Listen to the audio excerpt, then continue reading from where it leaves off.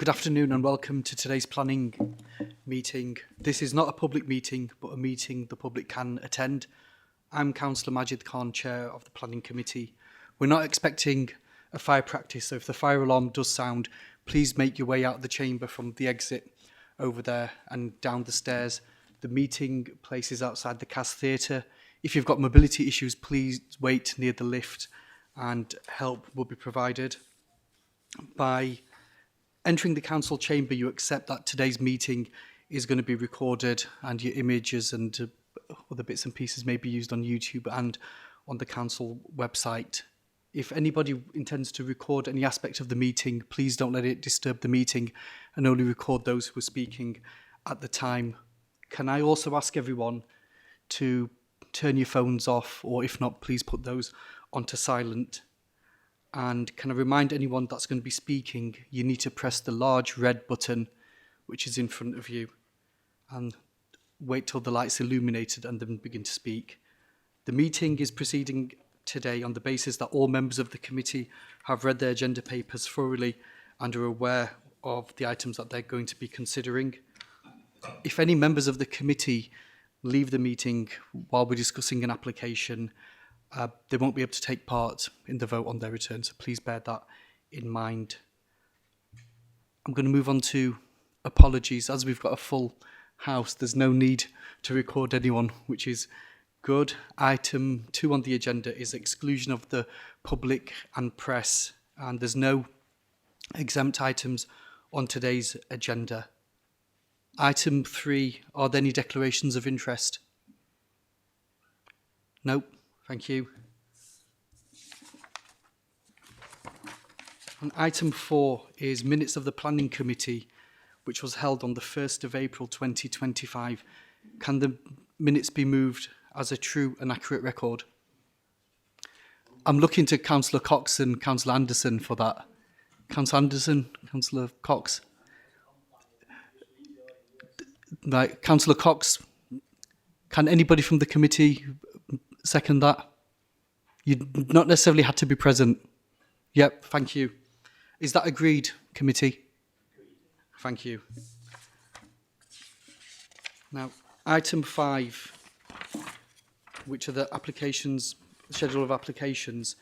Application number 1 is 23/00301/FULM, erection of residential development, Class C3 of 53 dwellings with associated highways and landscaping works at land south of Lutterworth Drive, Ardwickley Street. Mel's the planning officer who will be introducing this item. Mel? Thank you, Chair. If I could just take members through the pre-committee amendments. We have got some requests to speak, both for and against the application, and they are set out there. We have received an amended engineering plan, which basically just shows a filter drain along the eastern boundary as almost like a belt and braces to make sure there's no surface water runoff from the raised gardens, which it shouldn't be necessary because it should soak through the gardens anyway, but it's just an added security to make sure there's no water runoff to any adjoining properties, and then there's just a correction there as well. So on to the application itself. This is an application for 53 dwellings on land off Lutterworth Drive, Ardwickley Street. The scheme is 100% affordable housing, and the properties will be social rented, meaning that they are rented out by a registered provider, who in this case is Great Places, and that will be at 60% of the market value. So this is an aerial photo of the site. Basically, it's surrounded by housing. The only exception to that is a nursing home, Warneford House Nursing Home, directly to the south. And the only other thing to point out is, although it's not shown on that aerial photo, just to the southeast of this site is Adwick Park, so it is quite close to an existing park. Just take you through some of the photos. This is taken from Lutterworth Drive, pretty much looking at where the access would come into the site. It does go over a small strip of adopted highway land that you can see just in the foreground there. And just to point out, you can see the care home in that photo, just about. So this is taken from within the site, looking west towards houses on Shelley Rose and Cheriton Avenue. And this is looking the opposite direction, east, towards properties on Camborne Close. Not a great deal to point out really on this site, other than the site does slope gently from southwest to northeast, so gently dropping away as you're looking down from that photo. Just in terms of the layout, it has been designed with the orientation of the spine road aligned with that of Camborne Close and Swinburne Avenue. The properties front onto Lutterworth Drive and maintain the building line. Houses around the perimeter are set back to back from existing houses to maintain adequate separation distances. You can see there that there's a central area of open space that is surrounded by houses that front onto that, providing natural surveillance.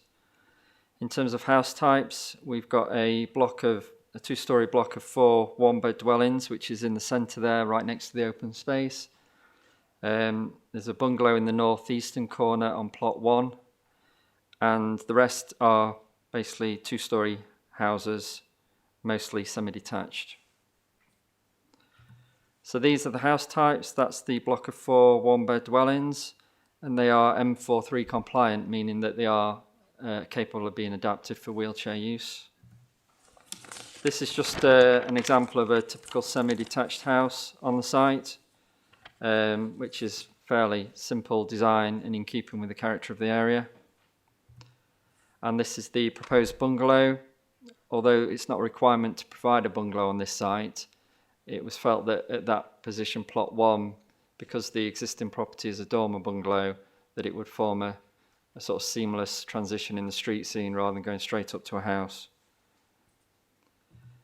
So in terms of the principle of the development, the application is allocated for housing within the development plan, and planning guidance is clear that applications should be made in accordance with that plan unless material considerations indicate otherwise. And the report shows that all matters raised by the public, such as highways, ecology and drainage, have all been resolved, and there's been no objections by any consultees. One of the key considerations for this application was the fact that they are raising land levels. So we needed to assess what the impact would be on existing surrounding properties. So the land levels are basically being increased, particularly on the eastern side of the site, as part of the drainage strategy, because it's a gravity-fed drainage scheme. So to ensure that it drains towards the north, they've had to raise land levels, particularly at the eastern side of that site. So we wanted to make sure there was no impact on existing residents. So they have provided sections that show that because of the increased separation distances at this point, that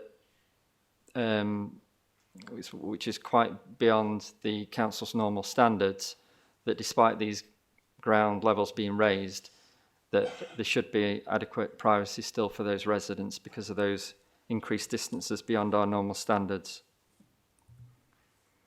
In terms of planning obligations, the scheme is 100% affordable, so that will be secured through a 106 agreement.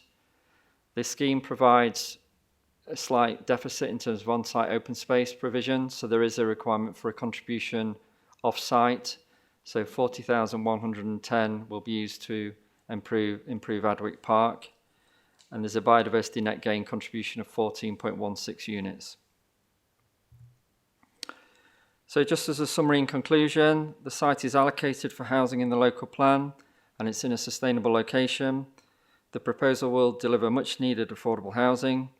The proposal meets all the policy asks in terms of open space and BNG. All matters have been resolved and there are no material considerations to outweigh the local plan allocation. So in accordance with paragraph 11 of the MPPF, planning permission should be granted, and that would be subject to a 106 agreement and the conditions set out in the report. Thank you. Thank you, Mel. Mr. Steve Wright, a resident, has requested to speak in opposition to the application. This is now your opportunity to address the committee for up to 5 minutes. Please press the red button. Would you like to go forward to the bench there?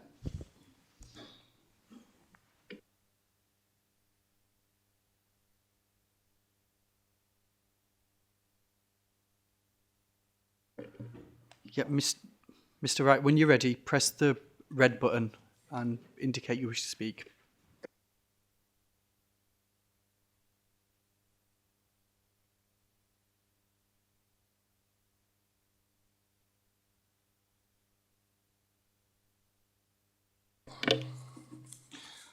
I would like to start by asking a simple question. Why were there no houses built on the land during the original building of the surrounding houses on the Jury estate, which occurred in the late 1960s and early 70s? The answer is this land was part of a planning application and kept as a designated green space. After many months of research and talking to our now retired councillors, we have discovered that this piece of land was agreed to be maintained as a dedicated green space between the local council and the Brodsworth estate. Within the last 2 years, two now retired councillors, Mounsett and Kitchen, approached Brodsworth estate, who at the time reconfirmed that this was indeed a dedicated green space as agreed during the construction of the estate. This information was given to me by Councillor Mounsey.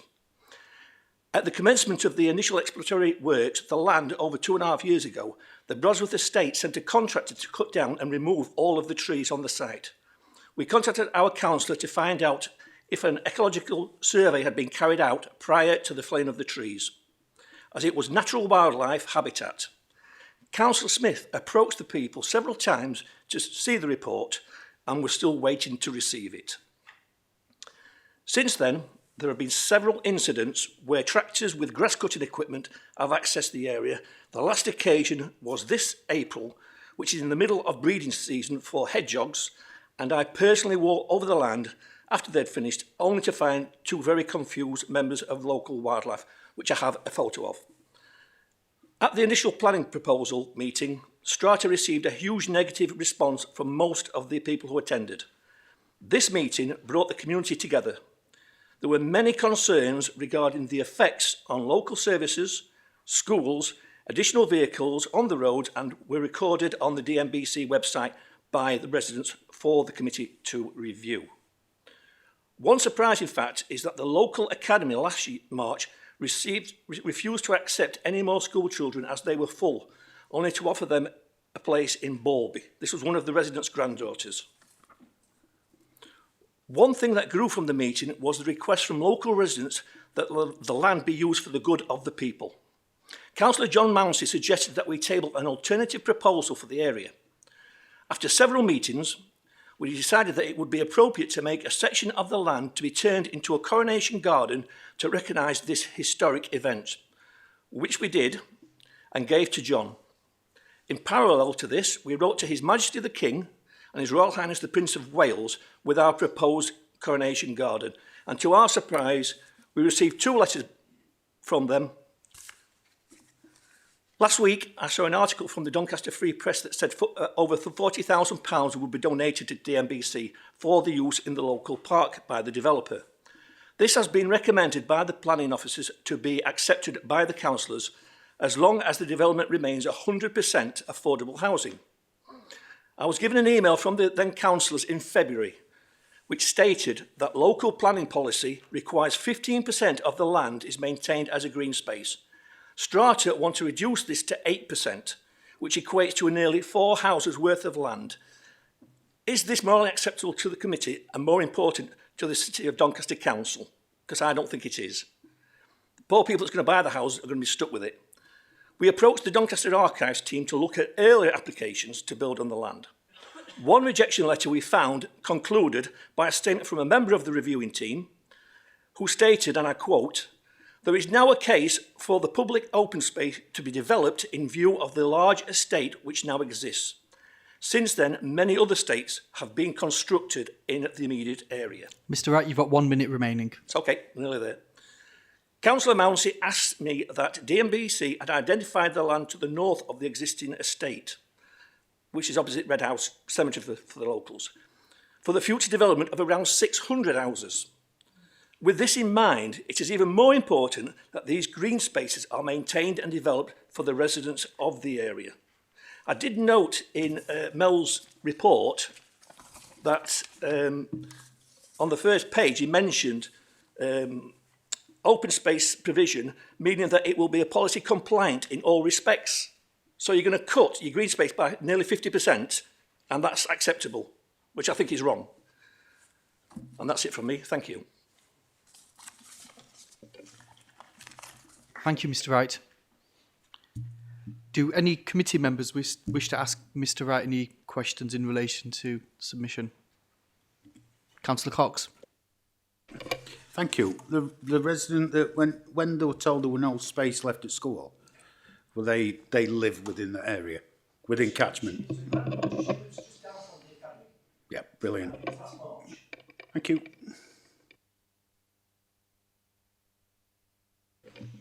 Are there any other questions for Mr. Wright from the committee? No? Katie Mills of Strata, the applicant, has requested to speak in support of the application. You've got 5 minutes to address the committee. Please press the red button when you're ready to speak, and please turn the microphone off when you've finished. Thank you. Good afternoon, Chair and members. Thank you for giving me the opportunity to speak today. I'm Katie Milnes, Planning Manager at Strata. For those of you that don't know Strata, we're an established family-run business who operate in Doncaster. We build around 650 homes every year across Yorkshire and the Midlands. And alongside building new homes, we want to make meaningful change in and around the communities we create. We work with local charities, fundraising and volunteering, and this year we've partnered with Roundabout Homeless Charity, providing young people in South Yorkshire with shelter, support and critical life skills. We also spend time in local schools at careers events, running workshops and carrying out mock interviews. Our proposal is to deliver 53 high-quality, affordable homes upon this allocated site in partnership with Great Places. Strata will construct the proposed homes, and Great Places will then take on ownership and subsequent management of the development. Great Places, who are here with me today to answer any questions you may have, are an established housing association who own and manage 4,750 homes throughout Yorkshire and the Midlands. They have a fantastic reputation throughout the affordable housing sector. They are a responsible affordable housing provider committed to supporting the City of Doncaster in meeting their affordable housing needs. This is shown through their existing and growing presence throughout the city. They currently have 182 affordable homes at Wheatley Hall Road and in Rosington that are either occupied or currently under construction. Great Places have an active management presence upon their sites, ensuring regular maintenance of open space and front gardens and open lines of communication with residents in the surrounding communities. There are 500,000 more families in need of social housing than are recorded on official housing waiting lists. There are approximately 4.2 million people throughout England in need of social housing, including a staggering 1.3 million children. The National Housing Federation have outlined that 90,000 social rented homes must be built every year to meet demand in England, and this development will help deliver these much-needed, affordable social rented homes. We've worked really hard with Doncaster Council since 2022 to bring forward high-quality housing on this allocated site, whilst taking full appreciation of its surrounding context. The principle of residential development upon the site is already established through the council's local plan, where the site is allocated for housing delivery. The proposed development will comprise of 53 social rented homes centred around an area of public open space. This public open space will incorporate habitats such as meadow grassland, native shrubs and fruit trees, alongside incorporating pathways and benches to encourage social interaction. The proposed development will see what is currently privately owned land become open and available for the wider public to use freely. In relation to the homes themselves, these will be 1 and 2 stories in height and comprise of 1, 2 and 3 bedroom dwellings. Throughout Doncaster, and specifically Adwick Lee Street itself, there is an existing shortfall of 1, 2 and 3 bedroom houses. The proposed development therefore responds to and addresses this local affordable housing need. All homes will be social rented, and 39 of the 53 homes will be delivered to be adaptable and accessible for a range of mobility needs. Every home will have PV panels and electrical vehicle charging points to promote carbon reduction, and every home will have either a BAT or a Swift brick. The proposed development will be in keeping with its surrounding residential context, by directly reflecting key themes such as density, height and built form. Privacy for existing dwellings will be retained by ensuring that all proposed homes do Ms. not Mills, you front have onto 1 minute remaining. existing properties, and gardens will back onto one another. Separation distances of up to 26 metres will be provided between existing and proposed homes, despite the standard being 21 metres. And the development and the proposed homes will therefore sit naturally within this existing residential setting. The development fully complies with local and national planning policy. The proposal delivers all Section 106 requests, totalling £41,000 towards improvements at Adwick Park and approximately £354,000 towards biodiversity improvement projects throughout Doncaster. Overall, the proposals will enable a truly sustainable development to be brought forward on a site that is allocated for housing, whilst delivering much needed affordable housing needs. We therefore kindly ask that you follow the Planning Officer's recommendation for approval. Thank you for listening. Thank you. Do any committee members have any questions for Ms. Milne? Councillor Cox. Thank you. Can you explain to me the difference between affordable and social housing? It's the calculation of the rent amount that's charged. So affordable housing is 80% of open market value. Social rent is calculated slightly different based on January 99 values. On average, they range from between 50 to 60% of OMV, which is open market value. So social rent is a lot more affordable. Which one is this? Because you mentioned both. This is social rent, 100% social rent, so it'd be on the lower rental level.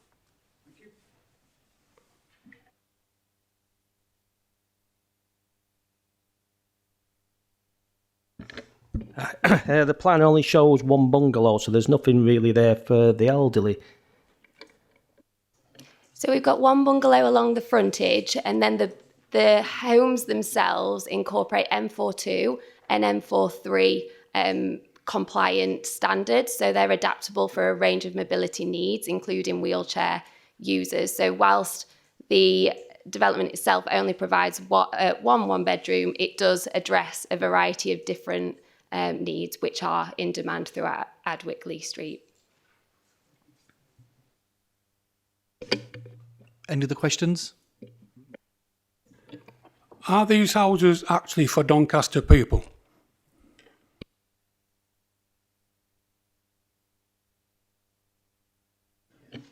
Yes, so they'll have to apply to Great Places, and then Great Places will look through the qualifying criteria for those social rented homes. So they will respond directly to local need and local people. What is the qualifying criteria for residents of Doncaster who need houses to get these houses? There's a variety of qualifying criteria. Predominantly be people who are housing in need, so we might have people that have families that need to move out of smaller homes, they move to more suitable accommodation. All that criteria will be taken into consideration through, it might be a nominations agreement, discussions with the local authority prior to actually allocating those houses out to the individuals, but they will be allocated to the relevant people from the local area. Is there any of this housing set aside for care leavers? Because I know Great Places have done that in other places, haven't they? This particular development, as far as I'm aware, is 100% general needs. So it will be targeting people that are on the housing waiting list in conjunction with the council as well. So there's no specific requirements that I'm aware of for care needs. Councillor Dennis.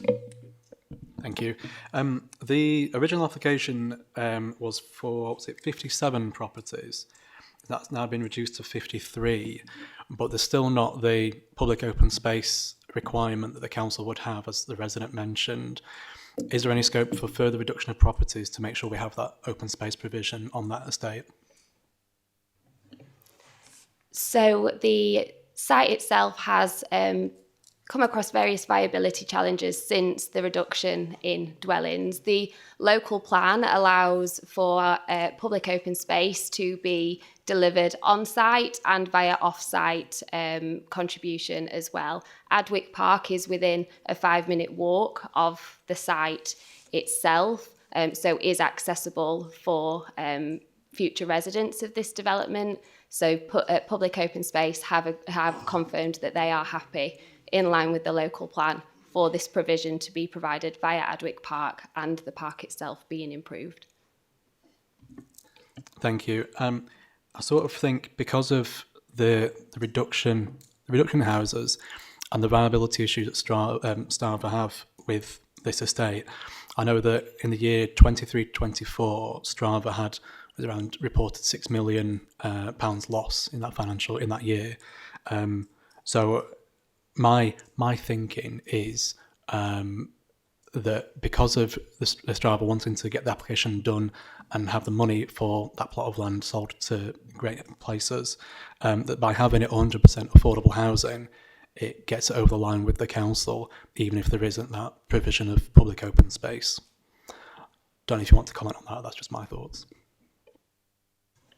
Ultimately, we're a Doncaster-based business. We want to see development in Doncaster come forward on sites that are allocated for housing, and we want to address local housing. So can I just ask members of the public, this meeting, it's a privilege to be here, so please, any debate that you're having among yourselves, please keep it to a minimum or whisper to each other, because we can hear your voices here as well, and it's very off-putting for committee members and other speakers.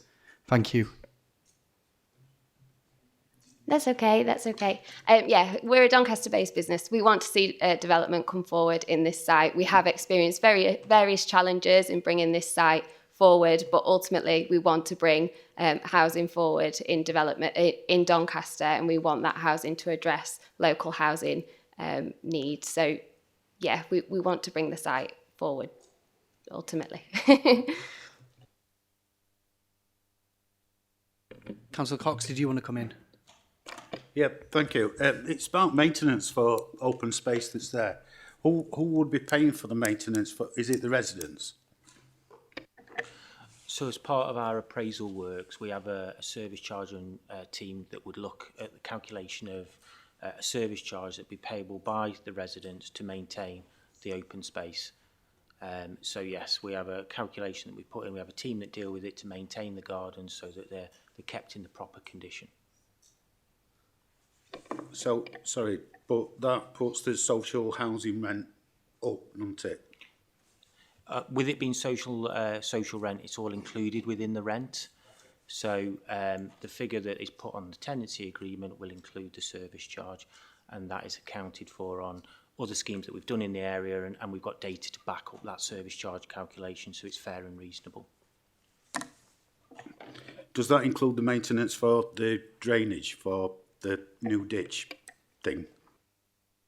The French drain within the garden is just a filter drain, so it doesn't necessarily require maintenance as such because it is permeable stone. So what we've increased at the end of the garden is, rather than it all being grass, we've included permeable stone. So where the water will, if there is any excess water from that garden, it will go into the drain and gradually filter back down into the ground itself, alongside through the stones into the drain. So it doesn't necessarily need maintenance. So it won't silt up? If there is a situation where there's a long-term maintenance issue, within our financial appraisals, we have allocations of funds for management and maintenance. So if there is a long-term, like major repair or something that we need to deal with, that's factored into our financial appraisal. So if it's not adopted, that'll be something the responsibility of Great Places to work with a local contractor to clear and make sure that it's working as it was intended. Is there an assumption that the authority would adopt it then? No, it will remain within Great Places ownership. It will be within rear gardens of every property that Great Places own. Are there any other questions from the panel? No. We'll move into debate. Does any member of the panel wish to comment on the report or ask Mel any questions? Councillor Cox? Sorry, I'm getting boring, aren't I? No, we welcome it, Councillor Cox. It's education, Mel, and the education provision. We are seeing lots and lots of different developments coming forward just in this particular area. Over the last few months, there's been another one that's been granted with no education provision. At what point, given the resident has already said that the school was full, at what point does it trigger the need for education places? Because we could end up with another development that comes forward wanting to do the right thing, that's ticked it over the edge, and they end up with all the lot. I mean, I can only comment on what the education team advised us, and they've advised us that there's sufficient capacity within both schools not to require a contribution. So I imagine it's reassessed over time, and it might be, unfortunately, that once it does get to a capacity that the next developer will have to contribute, providing it's viable. But at this current time, the advice we're getting from education is that there is sufficient capacity in those schools not to require a contribution. So there's no future proofing for anything for education then, is there? There's no forward looking plan for education, even though the authority has a duty of care and they should by law make places for every child. So there's no forward planning there.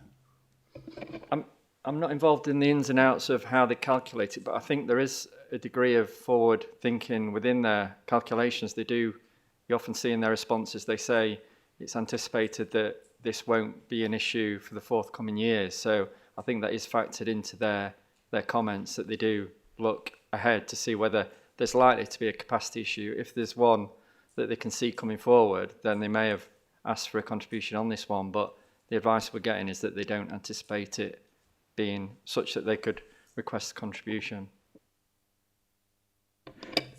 We have seen, Mel, that this has been proven to be wrong. This strategy has been proven to be wrong on other applications where a 106 has run out and there's been no education.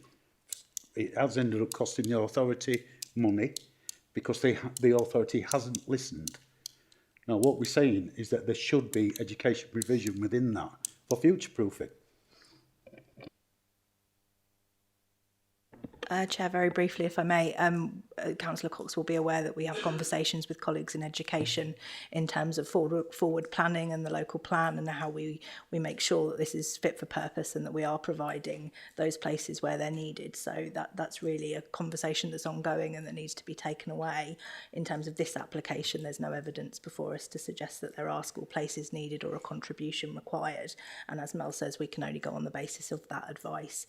But I think it's part of a wider conversation that we're continuing to have with colleagues.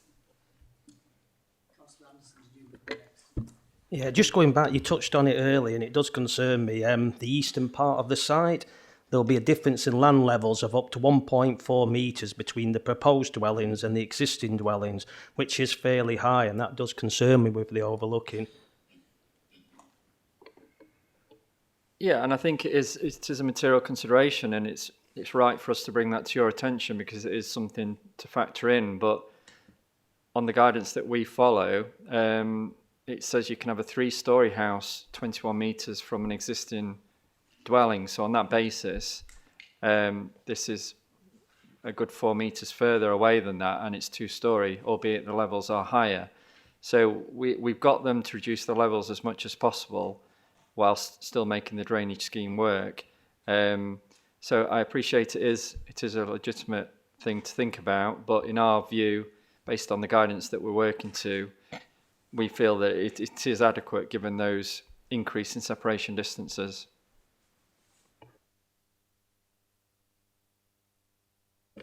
Councillor Dennis. Yeah. Apologies for, if I can, go back and ask Richard.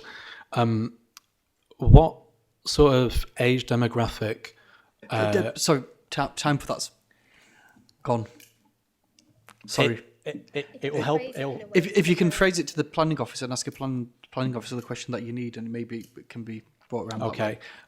Mel, do you know whether there's been any working with Great Places to understand the age demographics and socioeconomic circumstances of those people looking to have this housing, which would then inform how many places the schools would require for children for primary and secondary. Has that work happened with Great Places? Can you just say that again? Yeah, apologies. It was coming off the back of Councillor Cox's question about adequacy of school places in the area and education contributions. And it's whether there's been any joined up working between the council and Great Places to understand the age demographics of people looking to have those housing to then feed into the school places required in that area.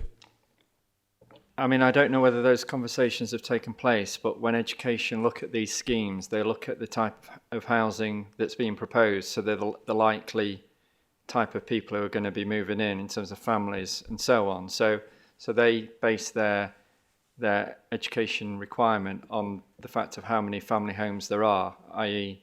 2-bedroom houses or more. So I don't know whether there's been any conversations with Great Places, but in terms of education looking at this scheme themselves, they look at the type of housing, how many family units, then they'll work out how much likely children are likely to result from this development, and then factor that into the capacity within those schools, and then advise us whether they're reaching capacity or not, such that we should be getting a contribution. And the advice is that they've looked at how many families are likely to move in on here, how many children, and they're saying there is capacity to not require contribution.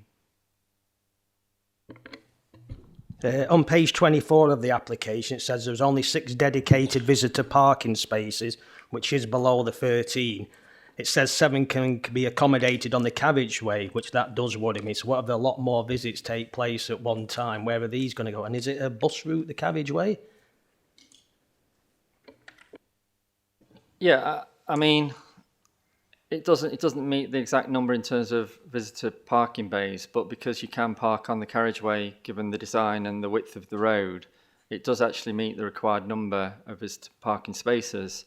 I think personally I'd be comfortable if it was lower than that, given where it is in terms of accessibility to local facilities and bus routes. I don't think this road itself is a bus route, but there is one quite close by in terms of a bus stop. So I think personally the parking provision is adequate in that every house has got 2 spaces and the 1-bed dwellings have got 1 space, and I think there are sufficient visitor spaces within the scheme, either through on carriage or within bays, personally.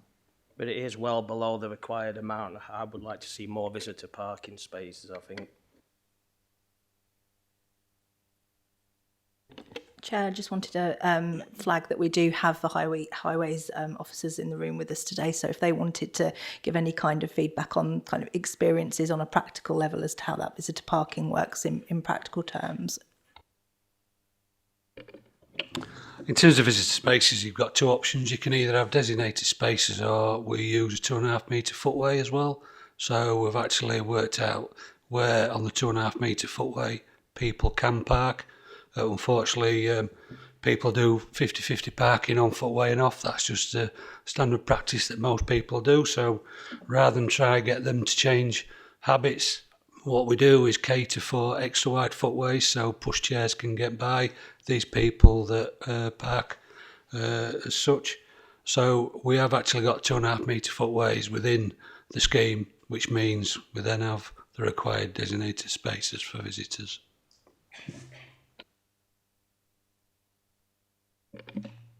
Councillor Ward, any questions from you? No? Councillor Cox? Sorry, Andy. Are we encouraging people to park on footpath then? No, it's called use of practice and common sense, unfortunately. So wherever we get 2 metre footways and people are parking on them, then it creates a highway safety issue in relation to people actually going out onto the carriageway to get around parked cars, which unfortunately is a common theme. So we try to look at things in a practical common sense approach, so we actually cater for these issues. I mean, what we're seeing is that obviously people are parking on footpaths, aren't they? And we know that widths of footpaths are quite critical with some applications. But it seems that sometimes that width of a footpath in a development isn't adhered to. So if you're saying, right, we're going to have these at 2.5 metres wide, is that because of the parking and the potential hazard that could be if they're I don't understand why. Within a residential area of such a size, you're saying it's a 2.5 metre wide footpath. Like I've said before, we try and use evidence that we've had on previous schemes to try and actually get an application that's fit for purpose and safe. So us not recognising the fact that we do have issues with people parking on footways is perhaps not the right thing we should be doing at the present moment in time, until such there's legislation whereby people are actually fined for parking illegally, which potentially is or it isn't. See how you want to look at these things. But for us, what we do is a more practical approach at this time. Nobody's actually come to a decision, central government-wise, as to how this parking is actually dealt with, because it's too big an issue.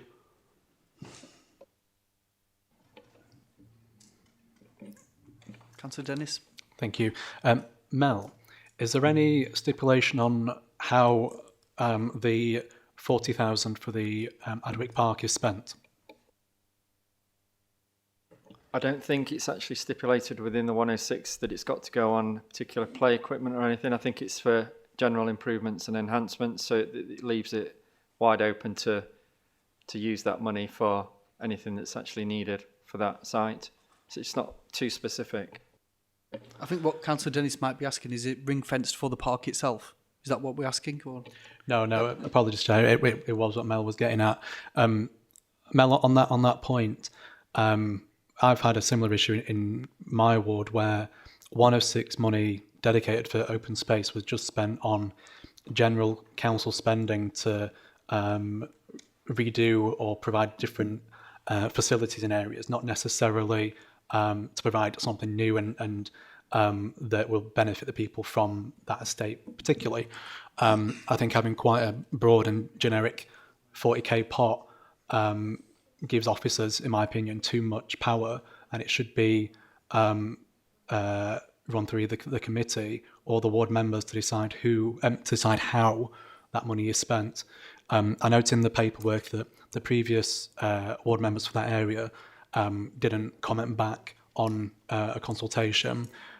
Could officers work with the newly elected councillors in that area to provide a more rounded picture of how that 40,000 should be spent? I mean, there is scope to do that still, because the 106 has not been signed. It's still able to be changed or reworded. So we can certainly either go by committee opinion on what you'd specifically like it to be used for, if you've got any ideas, or if you'd rather us go through local ward members.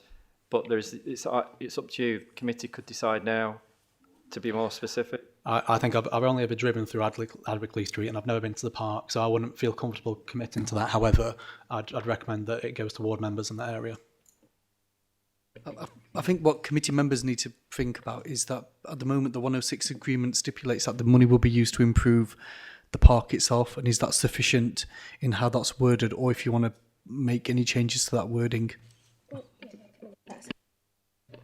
Yeah, if it helps. So how this usually works is, I've not personally drafted the 106, and I can check how it is drafted, but usually in these cases, the money will be assigned specifically to the park in question here, Adwick Park, for the wording is usually along the lines of improvements and enhancements to the park itself.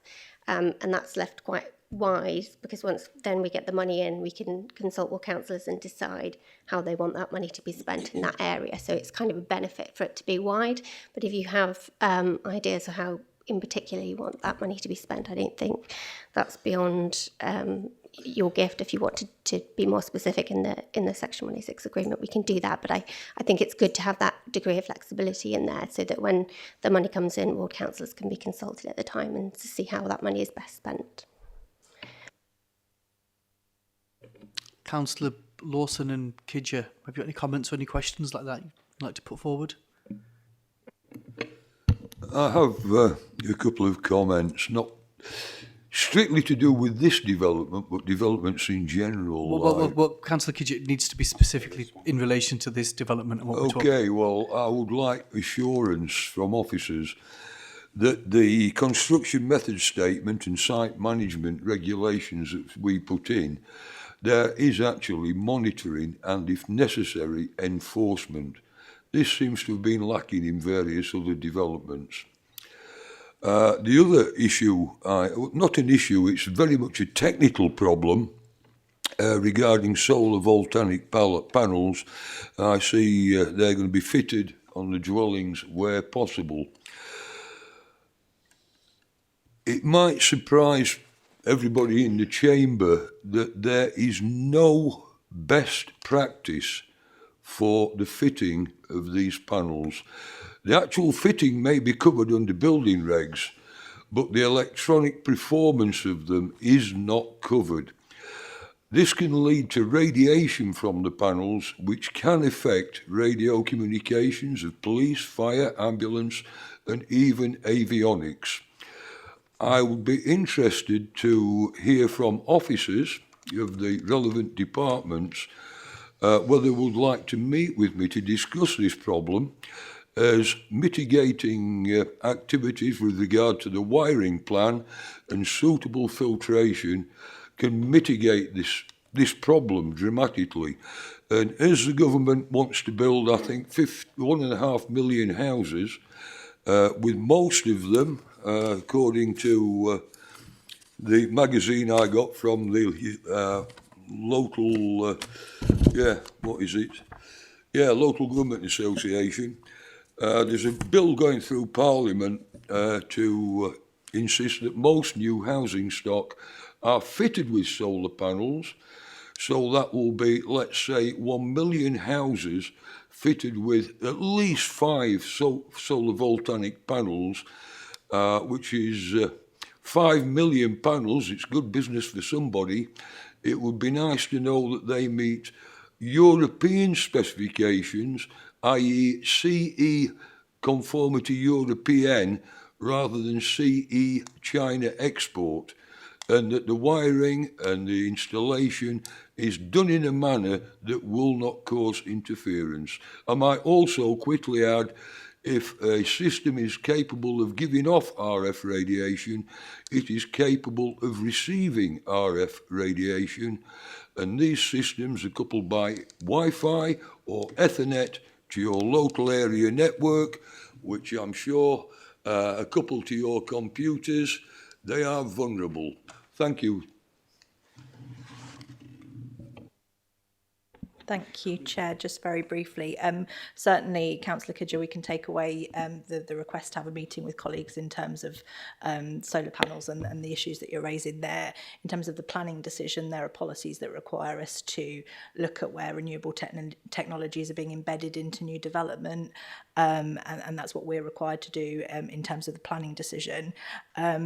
In terms of the construction method statement, condition 7 deals with that, and obviously if those details were to come forward and be approved and there was a breach of that method statement whilst the development was taking place, then that could be liable to enforcement action. What the condition doesn't specifically reference is a scheme for how the developer will monitor the fact that that's actually taking place in accordance with the details that have been approved, so we can add some wording to make sure that that's covered off in the condition. Surely it's not the contractor's job to monitor, it's the council's job to monitor and enforce while necessary. Absolutely. What we would usually in these sort of circumstances require is that if the site foreman, for example, noticed that something had happened untoward and there had been a breach, that they would have a logbook that recorded that and explained steps that they would take to mitigate and make sure it didn't happen again. So the obvious example would be if there was a requirement that contractors or delivery vehicles didn't turn up before a certain time and that happened, they would monitor why that's happened and put in place steps to make sure it didn't in the future, so that if we get a complaint, we can go to them and ask them what happened and they've got a reference to it. So basically, they are policing themselves. They are required to comply with all of their conditions. The onus is on them to do so, absolutely. So they are policing themselves. Thank you. Councillor Dawson, is there anything that you'd like to add? Any comments? No. Anybody else on the panel? Any questions? Any further comments? Councillor Wood? Thank you. Probably seems a bit odd, but the open space, are we going to put provisions in to make sure that that's maintained as an open space and not turned into a car park? Because what I can see on the plan, it doesn't actually show any sort of boundary to make sure nobody can park on it or use it. I don't know if it's on this plan that we've got in front of us, but there is a boundary plan, and I do recall us asking them to put a knee rail fence around the open space to stop that happening. That's something we do tend to ask for that very reason, to stop people parking on the grass area. So I'm fairly sure on the boundary plan that there is a knee rail fence around that open space. And then second thing, the maintenance costs that we see for the drainage system, it's going to be taken up on behalf of Strata or one of the subsidiaries. How will that be made to make sure that it's kept in keeping with typical market conditions and not being used to inflate the social housing prices? Yeah, thank you, Chair. I think I understood from what the speakers were saying that they would be responsible for the maintenance of the drain. So if anything was required to be undertaken, it would be at their cost rather than the cost of the residents. Well, I'm talking about the resident has got built into the rent an amount that's put forward for maintenance. How can we make sure that it's not hiked above like inflationary rates and make sure that the affordable housing continues to be affordable and not a profit-making scheme on the service charge? So, Councillor Wood, with social rents are capped and the maintenance charges from Strata and, sorry, I forget your name, what Richard highlighted earlier, that would be incorporated within that social rent. So regardless of what the maintenance cost would be, it can't go above what the social rent cap is. So it's impossible for them. They could, or if the maintenance costs did go up, they would be in effect taking less rent because they'd be spending more on maintenance. Does that clarify? Yeah, that makes it more clear. Okay. Is there a proposal to grant planning permission subject to the completion of a Apologies. Sorry, I didn't see you there. Sorry. Just coming off the back of the previous councillor's comments, Great Places in the last financial year reported a £23 million surplus. So I understand councillors' concerns about it being a profit-making exercise, or rather surplus-making exercise.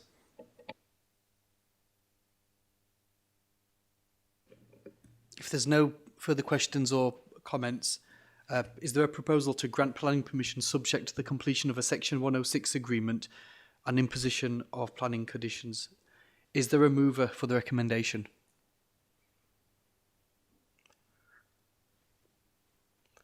I'll move it. Is there a seconder to that? Seconder, Chair. Thank you. And we'll move to a vote. Can we please indicate by raising your hands for?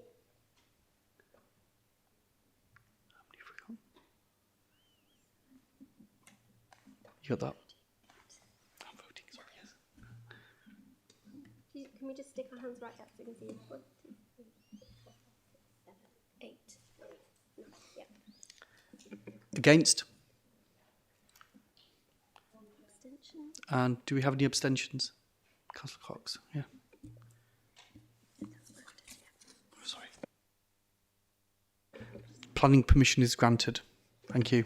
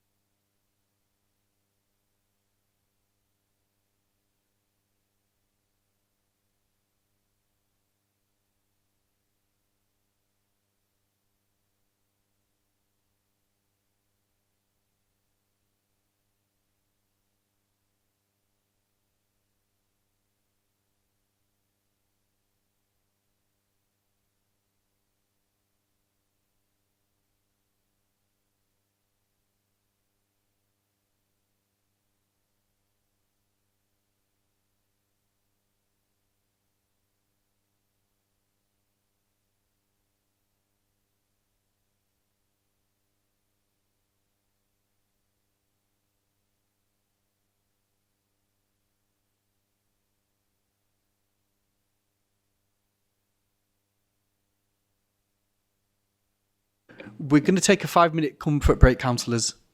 Back at 3. Yeah, back at 3 o'clock. Right, I make it after 3 o'clock, so let's recommence and let's get seated. Moving on to application number 2, 23/02642/FULM, erection of 150 dwellings with associated access, drainage, infrastructure, public open space and landscaping at land of north of Hatfield Lane, Barnby Dun, Doncaster, DN3 1DE. Dave Richards is the officer. Would you like to introduce the item, please? Thank you very much, Chair. Hello, everybody. This application is being presented to the Planning Committee due to the level of public interest. In terms of pre-committee amendments, Katie Purdham, the applicant, on behalf of Stonebridge Homes, will be speaking obviously in support of the application. And we have Jonathan Hazel as well from Andrew Mosley Associates. They're the highways consultant to answer any technical highway questions.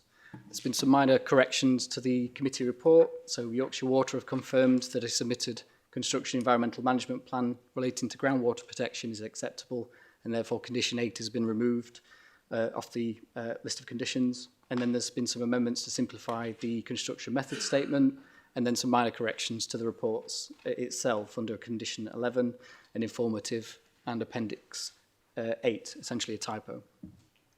In terms of the site, it's a logical extension to Barnby Dun, bounded by housing to the west and to the south, and a railway line to the east. It's important to emphasise that this is a plan-led application. So you'll see the housing is on land allocated for housing in the local plan, and that's in the area shaded in red on that graphic there. The local plan obviously went through extensive public consultation, examination by an independent planning inspector, and ultimately adoption by the council. You'll see that the northern parts of the red line boundary are outside the housing allocation and into the countryside designation. These areas exclude any housing and include parts of the public open space and the drainage infrastructure, which we'll come on to. These have been assessed and found to be policy compliant under Policy 25 in relation to their location. I want to fairly quickly talk about pre-application, because this application has been subject to extensive discussions with the council, with ward members, Barnby Dun Parish Council, and the community through the form of a consultation event. As a direct result of this engagement and a response to the representations on the application, there's been a number of significant alterations, mainly a reduction in housing numbers from 166 to 150, new connectivity points in terms of access to Brosley Avenue and onto Hatfield Lane. Along the western boundary, and you can see in the top left there, there's a graphic showing some properties highlighted in blue. These are properties which are single or dormer size to account for the existing edge of Barnby Dun and the properties there. A circular walking route has been added around the drainage infrastructure. And all of the public open space is essentially step-free, so fully accessible. There's tree-lined streets, as you may see in that graphic below, and enhanced landscaping in general, I would say generous. And then finally, in response to concerns about there being a single access point, there's been a secondary emergency access put into the scheme should the situation arise where the main access is blocked. I want to talk about the level of representation. So there's they're set out in the report in summary. In terms of the scale of the development, so the indicative allocation is for 98 dwellings, but this isn't a cap. In fact, the National Planning Policy Framework encourages the efficient use of land and supports higher densities where they result in design places, and I think that applies to this scheme. In terms of traffic, a comprehensive transport assessment has been submitted and reviewed by the transportation team. Essentially, this development will generate, or estimate to generate, 77 trips in the morning and 76 in the afternoon, or the peak time in the afternoon, essentially just over 1 car per minute. This is considered to be a moderate increase in traffic from the development itself. The transport assessment uses conservative assumptions and includes detailed junction modelling at all the key junctions nearby.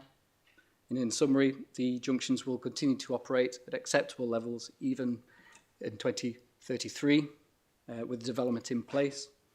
The site access will operate at very low levels in terms of delays, very low delays in terms of its operation. The Pine Hall Road, Station Road junction will see relatively minor increases of just a few seconds and no significant queuing. And the Armthorpe Lane junction is already busy at peak times, but the development adds approximately a moderate amount of traffic to that existing junction, and overall the transportation team accepts the findings and does not require any mitigation to that junction. And then just some final points just on the right-hand side of that graphic there, we've got, I've touched already on the access and visibility from Hatfield Lane will meet acceptable standards. There's been agreement with Network Rail, who initially raised concerns about the increased use of an unmanned level crossing, and in response, Stonebridge have agreed to a proportionate mitigation strategy, including an upfront contribution, and then a commitment to fund up to 30% towards the cost of the installation of some MSLs, that's miniature stoplights, to the crossing, subject to some post-occupation monitoring. We've already discussed education today. This scheme requires or will generate a demand for an additional 2 primary spaces and 23 secondary spaces. So this is the Barnby Dunn Primary Academy and the Hunger Hill School. A full contribution of over £600,000 has been agreed, and that was written into the Section 106 agreement. In terms of impact on healthcare, the NHS Integrated Care Board, the ICB, have been consulted and no objections or requests for mitigation have been raised. Barnby Dunn Surgery, as of an hour ago when I checked, is still accepting new patients, and additional GP services are available within a 5-mile radius. And then finally, in terms of connectivity of the site, it's through the TA again, within reasonable walking distance of local amenities, schools and bus stops. Turning to some pictures of the site, I'm afraid it's a bit of a dull day, but you'll see this is the western edge of the site and the existing properties, Park Hill Road and Brosley Avenue. You can see they're sort of single-storey bungalows and dormers, and that's why the applications have been amended to reflect that on the opposite side.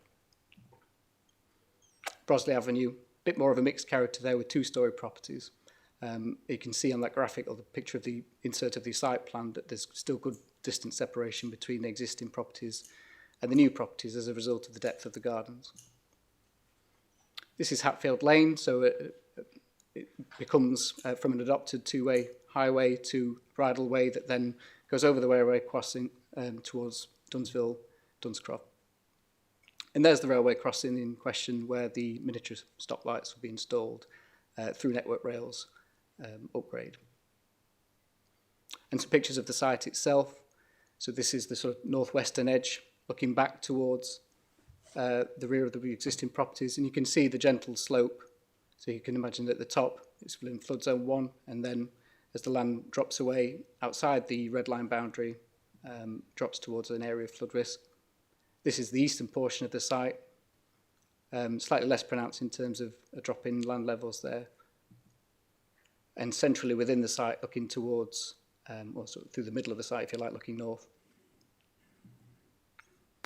A bit busy the screen, sorry, but this is essentially a mix of the houses proposed from 1-bedroom bungalows all the way up to sort of 4- and 5-bedroom properties.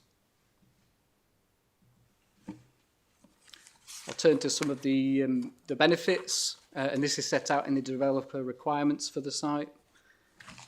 So these are a local plan requirement, and they're set out in the appendices of the local plan.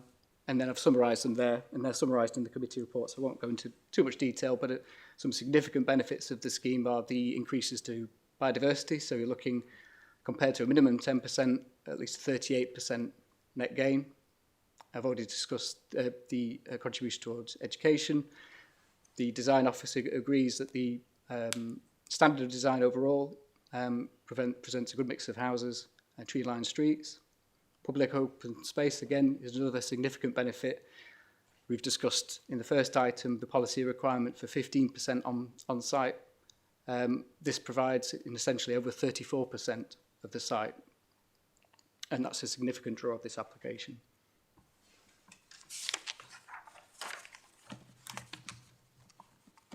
And I've summarised just some other points here.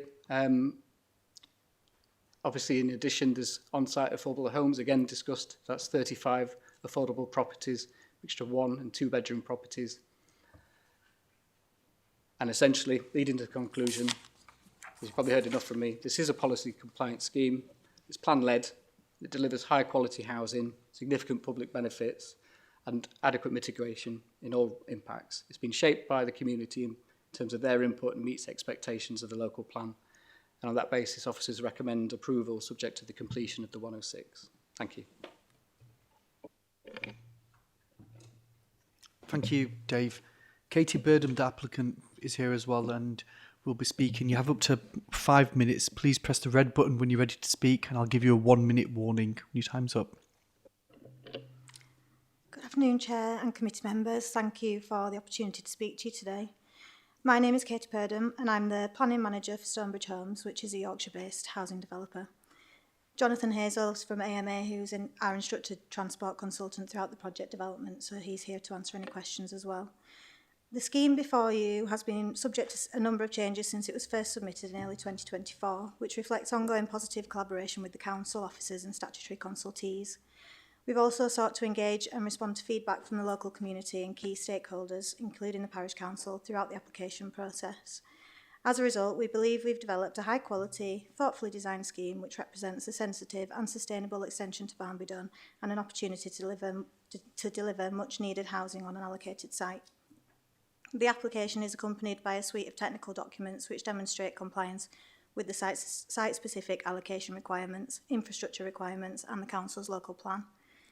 The proposals have been designed with community in mind to create an attractive place for all to live and enjoy by delivering a mix of 1 to 5 bedroom homes, including 33 bungalows, 35 affordable homes, along with a proportion of wheelchair adaptable and accessible properties to meet the needs of a wide range of residents. The designs include a vast area of open space for existing and new residents of Barnby Dun to enjoy. Connection points will be provided to the bridleway on Hatfield Lane and the public right-of-way on Broseley Avenue. The open space includes accessible dog walking and cycle routes, play provision, new tree and hedgerow planting, and this area significantly exceeds the policy requirement. The layout responds to the character and form of adjacent development and provides a good standard of residential amenity for existing and future residents on the boundaries. The use of street trees complements the attractive street scene, and the use of corner-turning houses at key vista points will provide natural surveillance of the open space. And together, these design choices will make for an attractive and safe environment. The proposed landscape will generate a biodiversity gain of 38% increase in habitat units and 97% hedgerow units, which significantly exceeds the 10% requirement for biodiversity net gain. The proposals will also include wildlife enhancements such as integrated bat and bird boxes and hedgehog houses in the open space.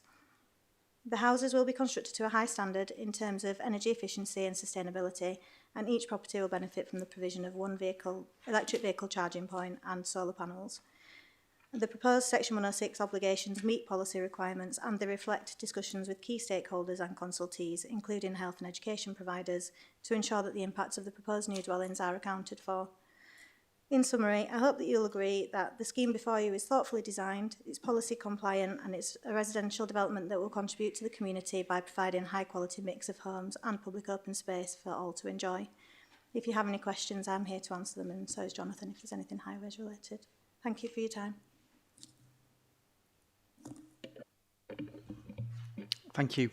Do any panel members wish to ask the applicant any questions on this application?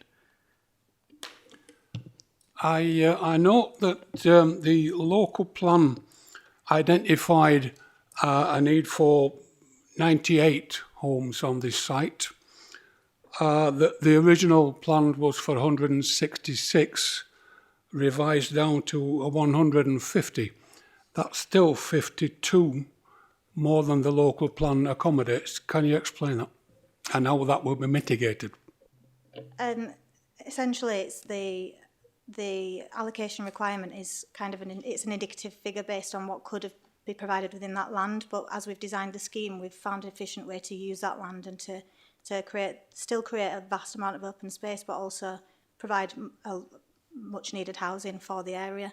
And with the National Planning Policy Framework and the increase in the housing need that's been published, we feel that it's important that we do meet that need as much as possible. Councillor Dennis. Yeah, thank you, Chair. Yeah. Yeah, okay.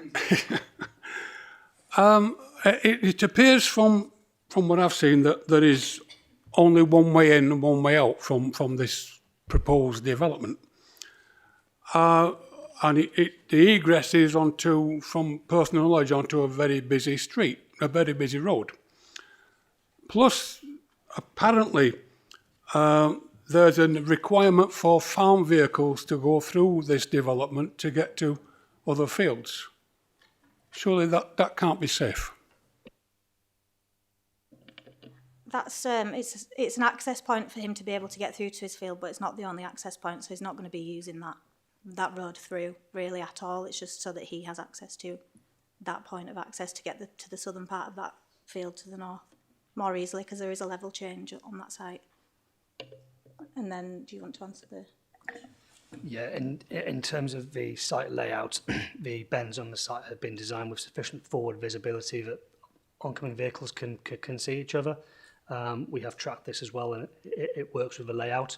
But as Katie says, we're expecting this would be an infrequent occurrence. Could you just give clarification on Councillor Plater's question in relation to the access? There's no restriction, so he could use that as a sole point of access all the time, couldn't he? There wouldn't be any restrictions on his usage, would there? Or is there? There isn't at the moment, but I'm not sure if there's something that could be applied to that access point or to our planning permission either that would restrict that, but he wouldn't be using that as his sole access. That's what we've been told. I mean, I don't know if there's something in the contract either to restrict that, but if that is a concern, then we can discuss it with the landowner, but that's not his main point of access. Councillor Dennis. Thank you. I've got 3 points, so I might come back. Regards to the flooding on the land, I know that the open space is the area where it's the flood zone 3. What drainage, what sort of detailed drainage solutions are there to prevent that open space just becoming a deluge of flooded manky grass? Well, we've got some suds basins that will capture most of the flood water, and they're designed to be dry for most of the year, unless in a storm event. So once there's a storm event, that will drain into the suds pond. So it'll come from that open space. It will capture in the suds pond and then drain via gravity fall outside of the site within the drainage scheme that's been designed. So it shouldn't pull within the open space. So at sort of no point throughout the year should that grassed area be flooded? Not to my knowledge. It's designed to capture it all in the suds basin, but obviously they'll, if you were discussing puddles and things like that within the open space, but it shouldn't be a vast area of manky grassland. Thank you. Chairman, okay with my other 2 points? Yeah. Elsewhere in our pack we received as well, there was mention about parking for the plots, and that some of the garages there wouldn't meet recommended internal dimensions, so cars can't be parked in there. Is there a reason why the developer isn't building garages to the recommended sizes? I think cars could be parked in there. They just don't meet the minimum standards now for highways, but they can park vehicles in there. It's just that in terms of policy compliance, we'd have to also provide the number of spaces outside the plot to meet what doesn't meet the standard inside the garages, just on those few garages that don't meet that standard. Thank you. And my final one then to Jonathan. What are the sort of adoption timescales for the highways to be adopted by the council, or rather for the developer to get them to an adoptable standard? Specifically on this scheme, that's not something we discussed yet. I think that's probably more better answered by my counterpart at Doncaster Highways in the room, if possible, please.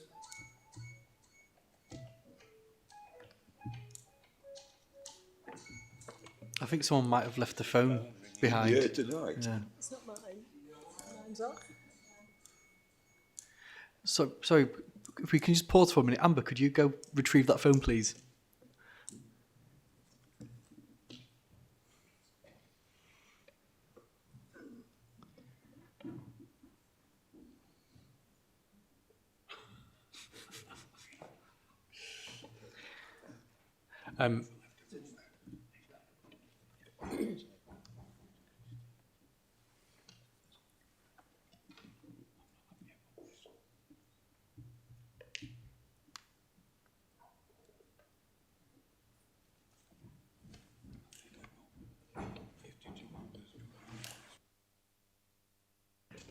Councillor Dennis.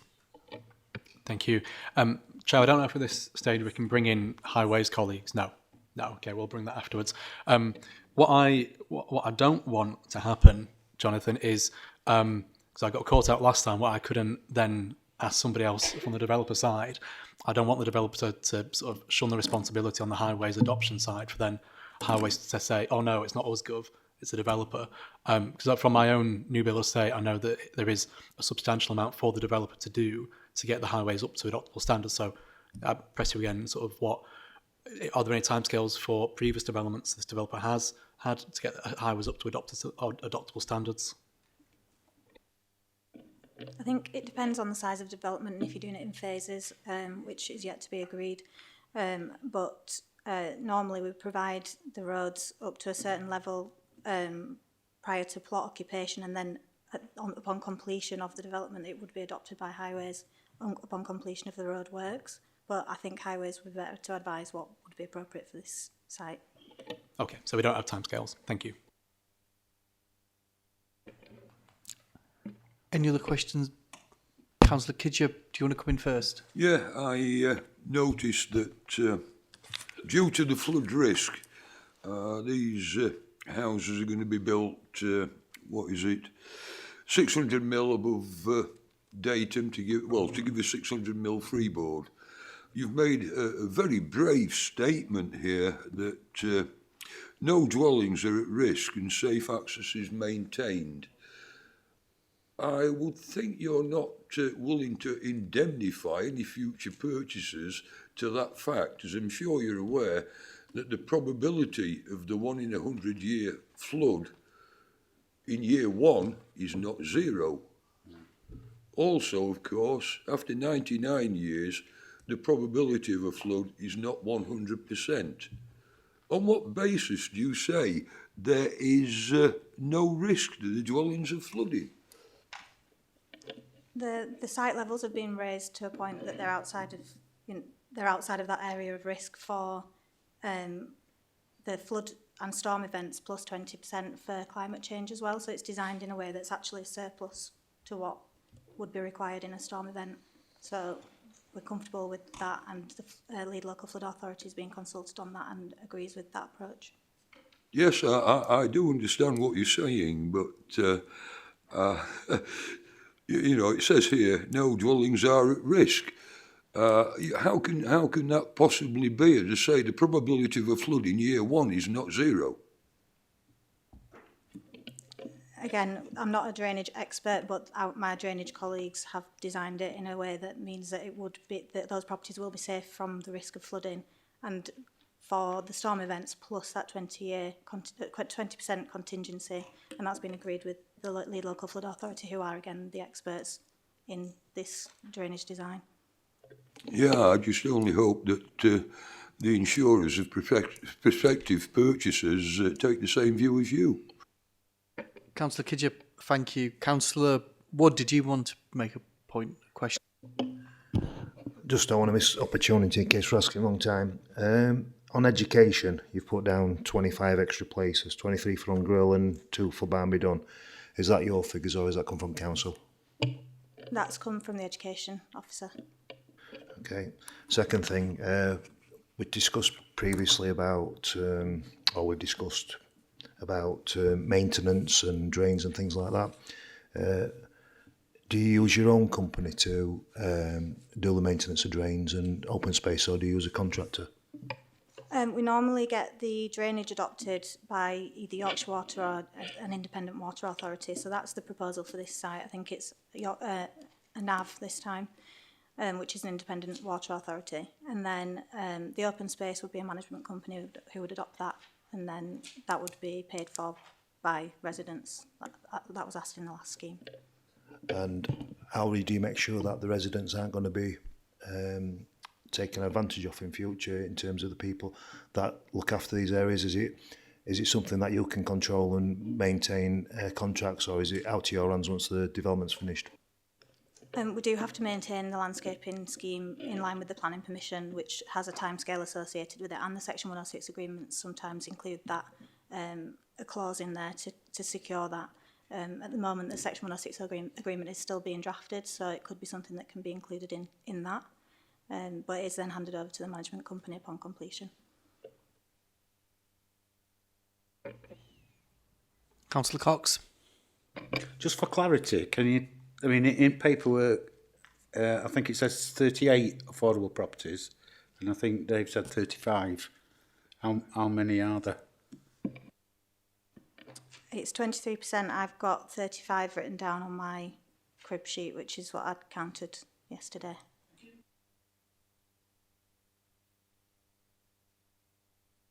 If there's no more questions, I'm going to bring in Dave, who can clarify some of the questions which have been raised. Yep, happy to clarify, and then before debate, happy to answer any questions along with any highways related questions as well. There's a few things there. So from the farm access perspective, as already been set out, the site's been tracked to the locations and is sufficient for it to be acceptable. It's already been indicated this isn't the main access to that site. And there's a point about Hatfield Lane being extremely busy, or the transport assessment sets out that it isn't.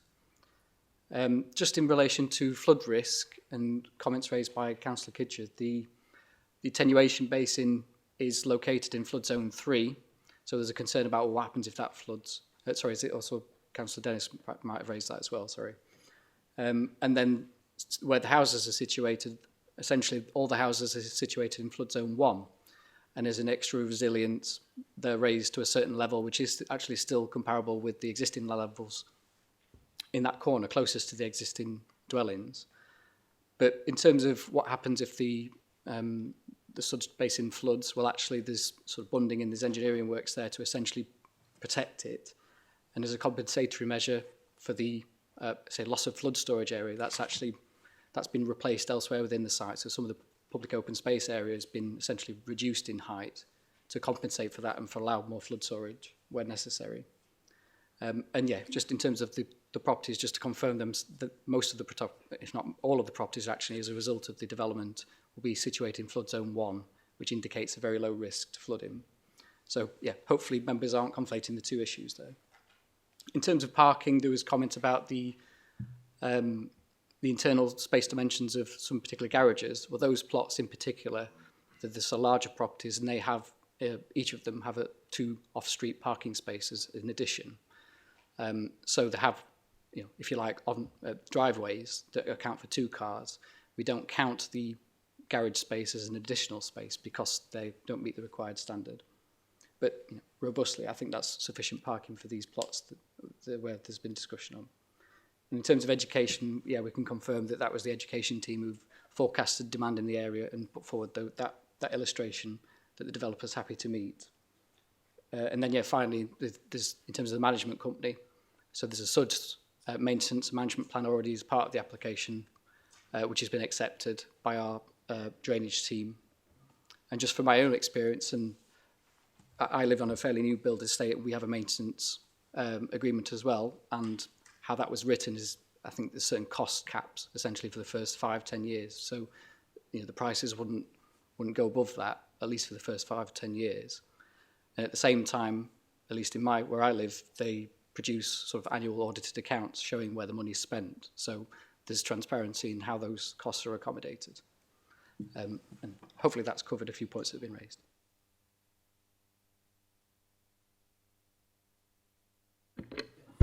Just on the management company, which is going to be funded by residents, so will there be any cap, or can they put up their prices ad hoc or yearly, or? There should be a cap put on it. like what Dave just said about his management company, yeah, for a period of time. We normally do have a cap on it, yeah. We haven't got the management company instructed yet at this point, but that's usually the way we go. It's for David, really. So if we've got no more questions for Katie or Jonathan, we'll go into debate. And is there any questions or comments for Dave? Councillor Cox was first in queue, I think. Thank you. I'll just travel bond. The travel bond's got me a bit confused because there's a request for 82,000 from Simca for buses, and then there's in the travel bond there's another £23,347. What is that for? Because forgive my ignorance, but once upon a time the travel bond did include buses.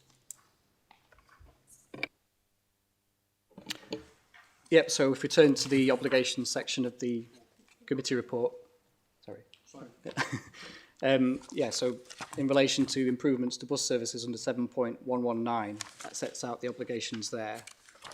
The travel bond is essentially an extension of the travel plan that's been submitted. So the purpose of the travel plan is to reduce car journeys from the occupants by 10% over a defined period. And the intention of the bond is to essentially account for any, if they're not meeting those targets, that is a sort of bond to put towards additional measures to try and increase that to get that 10% target. And there's also, it mentions there about potentially for monitoring of the access points as well when they're doing those traffic counts and so on. So hopefully that answers the question. It's in relation to the travel plan and making sure that a 10% reduction in car usage from new occupants. If I may, just one quick one. How far is Hunger Hill from this development?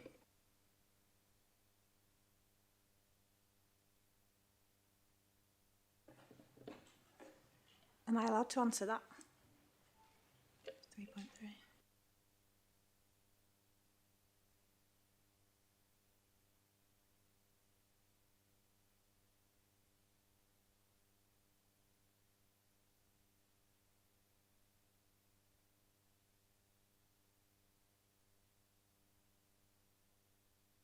Sorry, Councillor, I don't have that information. Councillor Anderson? Yeah, just going back to amenities, of course, which it brings up every development like this. It says there's two places, Councillor Wood touched on it, 2 places at Barnby Dunn Primary Academy, 23 places at Hunger Hill. That's not a lot of places. You've got to remember there's 25 5-bedroom properties on this, so just one of them 5-bedroom properties could realistically have up to 4 children in it. That's just one of the 25 5-bed properties. Just to come back on that point specifically, Councillor Anderson, as we talked about in the last item, education colleagues calculate the level of need based on specific formula, and that's based on the size of the housing, the number of housing and the typology. So that will have been through their formula, and that's why they've come up with the figure that they have done in terms of the education contribution. Councillor Wood? Just picking up on that then, I've just had a quick look on Gov website. Barmydon Primary School has got 320 places and it's got an attendance of 271, so the 2 places in theory is not required. Hunger Hill School has got a capacity of 1120, current attendance 1172, that's from an Ofsted report in September. So how does 23 places fit in with that number? We need to understand where these numbers are coming from. Yeah, Councillor Wood, I think the 106 agreement allocates some money to the school. Am I correct in that, Dave? In how I read the report, that the 106 agreement, the money which would be contributed would then allow Hunger Hill to increase the size for that. Could you just clarify that, please, Dave? Yeah, absolutely. So Hunger Hill School looks to be around 2.9 miles from the application site. In terms of the figures provided by the education team, obviously that's a snapshot based on this particular application at this point in time. There's many other developments, obviously, in and around the area which may feed into the same catchment area for the Hunger Hill School, for example, including developments which are much closer to it. But essentially, you know, we rely on the formula and the advice from our education team. They've done that through an evidence-based approach. They know the figures in terms of anticipated increase in pupil numbers at those schools, and they can begin to formulate the required infrastructure improvements at that school to accommodate them. Councillor Wood, did you want to come back in? Yeah, so just, I agree what you're saying there, and I understand it's outside your control, but I think personally, this might need to be put onto a more of an agenda based within these reports, that we have numbers rather than an answer of education's told us. We need to see numbers, because within 100 yards of the school gates, there's a development going on opposite Sainsbury's already. Within 300 or 400 yards, Edenthorpe and Armthorpe are now joining up with properties, and I'm sure some of them kids, on them sites are going to end up at Hungerhill School. And then we've just established the school's already over capacity by 52 based on Ofsted information, and we've only put in 23 places in there. We're 150 hours. I'm sure that there's going to be more than 23 kids of 11 to 16 or 18 year olds going to need a place at that school. So I can't see how 23 is going to cover for this one development anyway, regardless of all other developments that are going through. Emma, would you like to come in, please? Thank you. Yeah, just to reiterate what Dave's previously said about the evidence base that we have, and education colleagues explaining to us what the level of need is generated for this development, and how they've come to the calculation that they have done. But obviously this is a cause of concern for members more generally. We can take that away and speak to our colleagues and see what can be done about kind of raising that awareness and that issue with them, so that we can continue that conversation outside of the committee. Thank you. Just my thought is that I think because we've got all these developments coming through one at a time, we're only seeing a very small picture. I don't see any evidence that suggests that there's a cumulative figure that we should probably also be seeing on a report by report basis. That's something that I notice at the back of this report. We've got what does it say? Quarterly enforcement cases. Maybe it's something that we should have in an appendix at the back of the report that also talks about education, doctors, and other things like that. Councillor Wood, you make a very really valid point there, and I agree with you. But in relation to this planning applications, that's not something which is relevant. But we'll talk about that outside of this and see what changes we can make, if that's okay. Councillor Cox, did you want to come in? Yes, I did. I'd like to move that we defer this until we get education in to explain how they've come to their figures. Because, I mean, when you've come there, thank you, Dave, with the 2.9 figure, we've got affordable properties that falls outside of the ring for if a child might need any support in getting to school from it doesn't fit within that. But that's what I move, if anybody, if that's all right with Chair, and anybody wants to second it. Councillor Cox, I think what we'll do is we'll have a vote on that, but we'll wait till everyone else has asked any other questions that they've got, because there might be other stuff which comes out which is relevant, and then we'll get a seconder for your proposal, then we'll go to a vote. Is that okay? Councillor Anderson? Yeah, so just staying on the amenities then, on page 58 it says Barnby Dun does not have a dental practice. It says services are available in surrounding settlements. Do we know if there's any places available in these surrounding settlements? Emma? So the way that doctors and dentists operate is different from the way that we deal with schools, affordable housing, public open space, those kind of contributions, because they're provided at a different level. We don't have the evidence base to say that this development would generate a need. And we don't have any evidence to suggest what the need more generally presently is. It's not something that we have any policy basis to require at this stage either. So it wouldn't be possible to seek to resist this application or to defer it on the basis that there's no contributions being sought for things like doctors, dentists, wider infrastructure, because there's no evidence base or policy base to support that. And similarly, just to deal with Councillor Cox's point around deferral on the education contribution, the education team have assessed this robustly against the formula that they have in place and the criteria they have in place for doing that.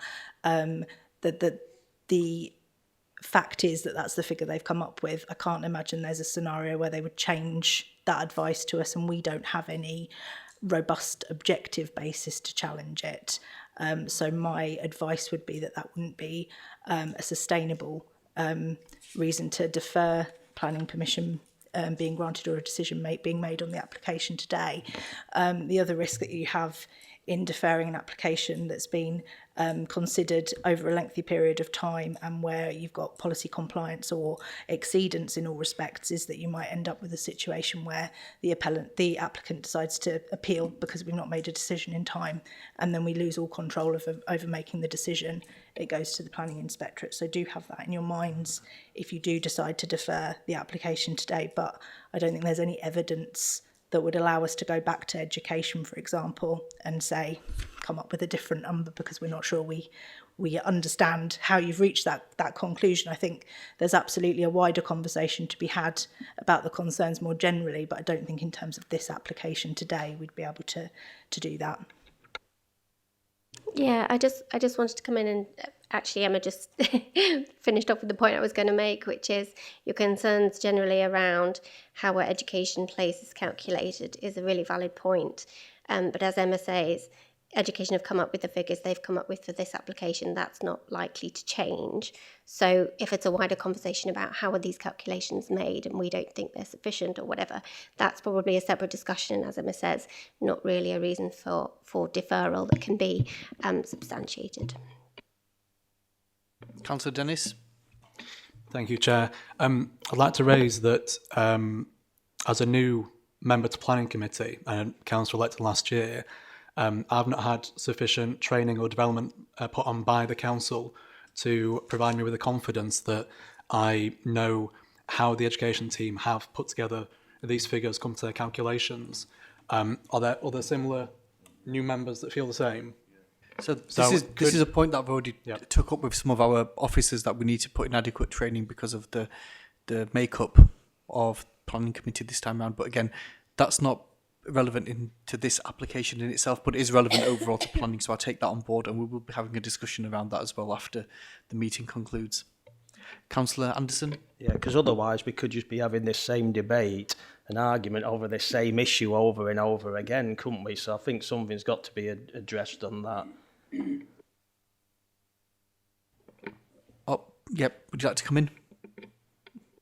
Yeah, I'm still concerned about the local plan, which identifies 98 homes.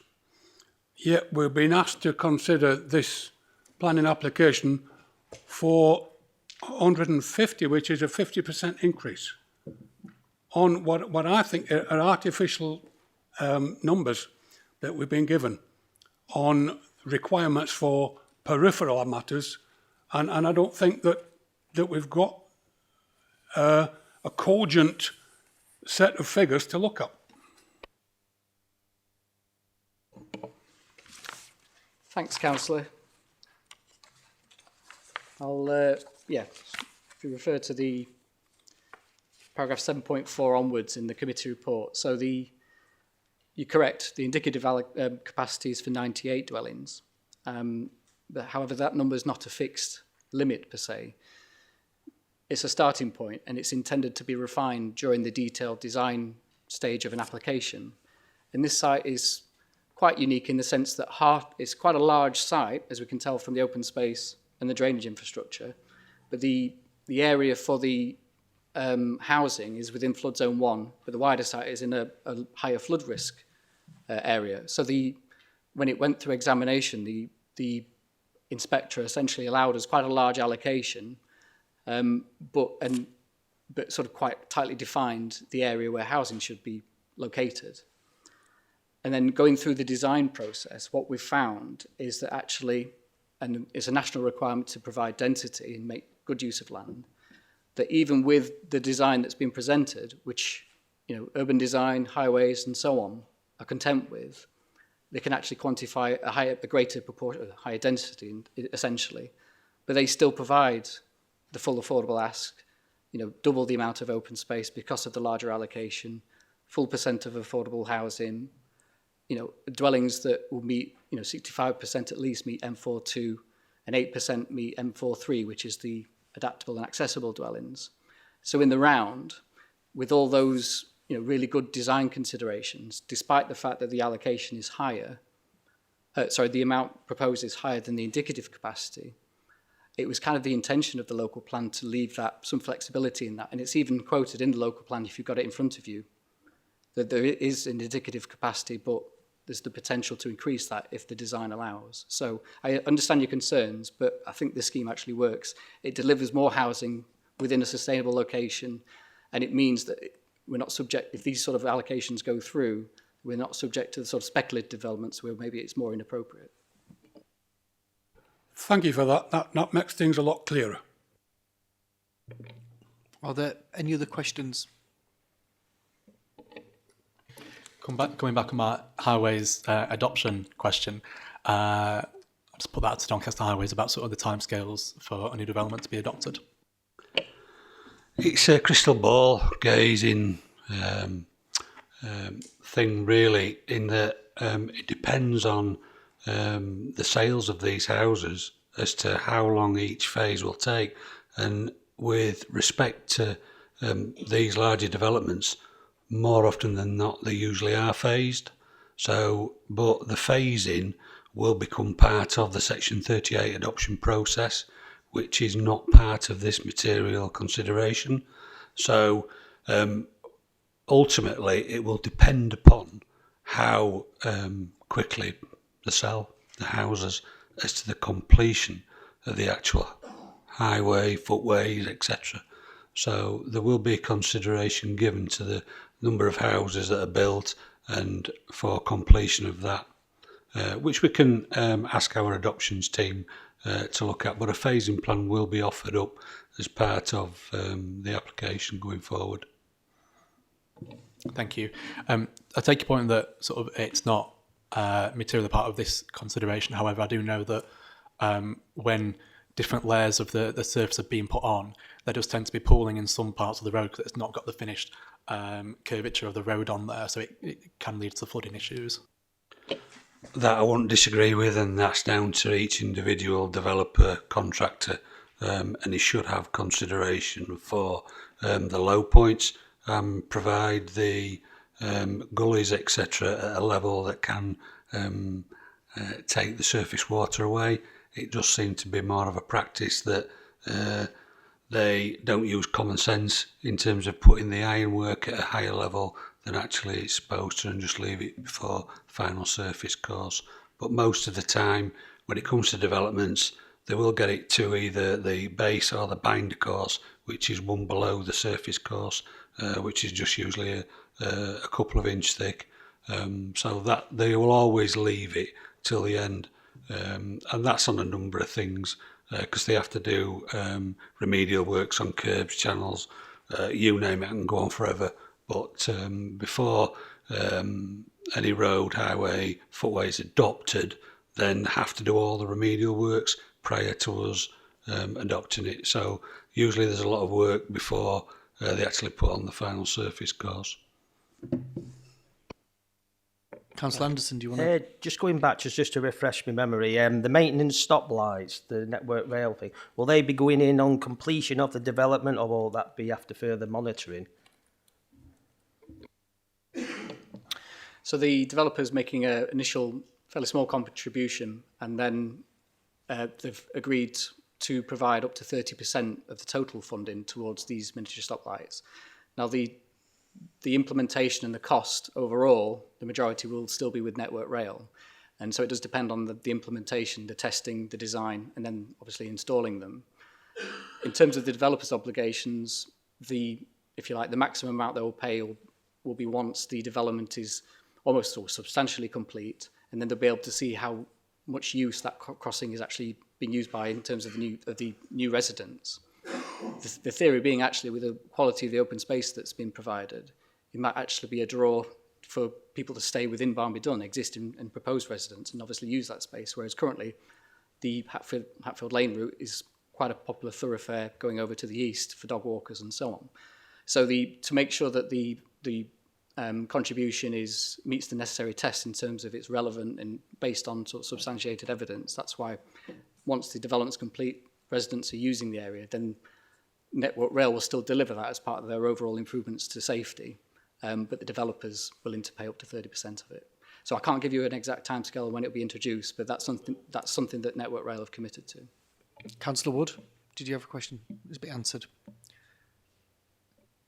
Any other questions? No, well, Councillor Cox, taking into account the advice that we've been given in relation to school places and allocations, do you still wish to propose your deferment? Is there anybody who is willing to second that deferment? That Councillor Dennis. Yes. Yep.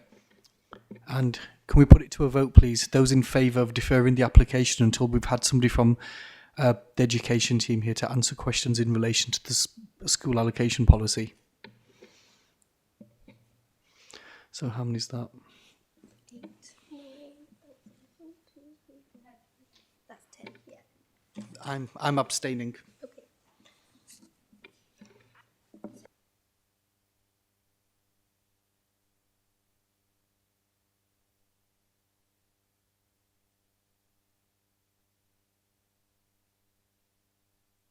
So the application's been deferred until we have further clarification from the education team.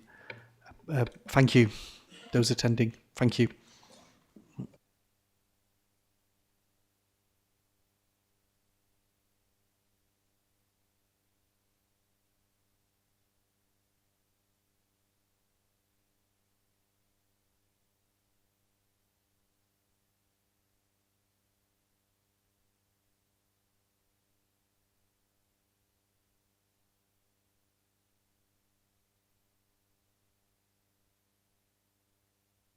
Right, we're going to move on to agenda item 6, which is appeals decisions. The report is in for information and noting only. Does anybody wish to speak on the item? No. Okay. Can I ask a committee member to move that, please? And can it be noted? Thank you. Agenda item 7, the Planning Enforcement Quarterly Report, March 2025. The report is for information only and noting. Does any member wish to speak on the item? Councillor Dennis? Yep. It's just to say about, I think it's the pillar rooms within here. Section 215 notice was served for 56 days from the 2nd of April. I think that's now lapsed, so I wonder if an officer can come back to me on sort of actions that have happened since then. So that was in relation to the pillar rooms on South Parade.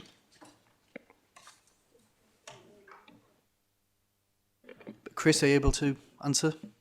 Yeah, just having a quick look on the system, just a sec.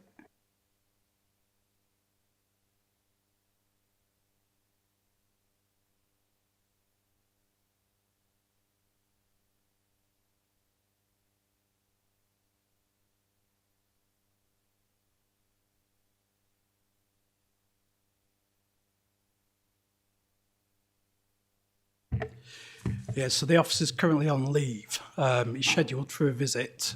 Following that visit, we'll make a new assessment, take applicable action. Following that visit, we can give you an update on that, if that's in order. Yeah, that's great. Thank you. If you could give an update in writing then, Chris, as soon as practically possible. Yep, no problem, Chair.